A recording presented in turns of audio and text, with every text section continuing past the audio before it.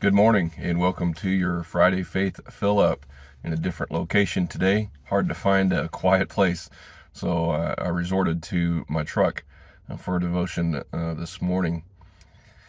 We all hate detours, don't we?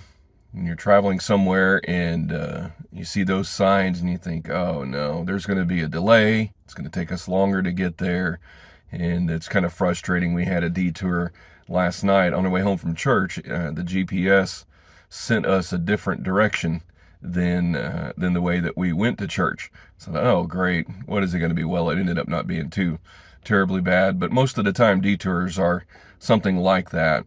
I was reading in Exodus, and I want to give you a verse though from 1 Corinthians chapter 10, verse number 13 is a verse that we probably all know. The Bible tells us there that there is no temptation taken you, but such as is common to man. But God is faithful, who will not suffer you to be tempted above that ye are able, but will with the temptation also make a way of escape, that you may be able to bear it.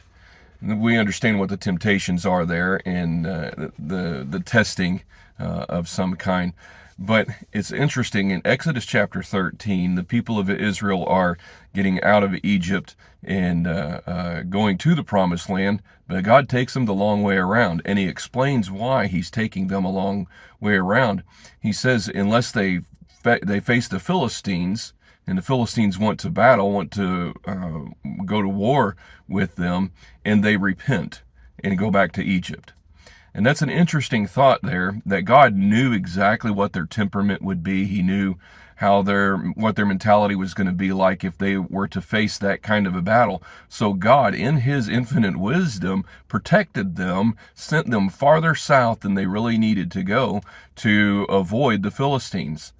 God does that so many times in our lives. He protects us from things, and he gets us to the place where there is the escape. So many times we don't even face that tempting, because he knows where we are spiritually. He knows where we are mentally. If we're going to be able to handle that temptation, he's not going to put something in our life that we can't handle. And I'm thankful for that promise from 1 Corinthians chapter 10. But it also is interesting when you continue reading past chapter 13. He didn't want them to face the Philistines because there would be war. They would be discouraged and want to go back to Egypt. But later on, they come across the Amalekites, and it's time to go to battle. God tells Moses that you need to go to battle. Tell Joshua to choose out men, take Aaron and Hur up on the mountain with you. And then it was time for a battle. God saw them and said that they are prepared for it now. So it's not necessarily the war. I don't think it's even the people that the battle was against. I think it was them. God was waiting for them to be in a place where they were ready to be able to go through that. God gives us detours regularly. Sometimes maybe we don't even recognize that they're detours. But when God gives us a detour, it's easy to get frustrated and say, this was the way that I wanted it to go. I had hoped that it would work this way. But ultimately, God knows what he's doing. And when he gives us a detour, though we may never even know why while we're on this earth, there is a purpose behind it. Maybe we couldn't handle it. Maybe we weren't prepared for it spiritually. Maybe God was sparing us from something that was going to be devastating to us emotionally and spiritually. But ultimately, he is protecting us. But then later on down the road, that same thing, that same scenario, the same situation might be something that he puts us into so that our faith would increase, because then we can handle it.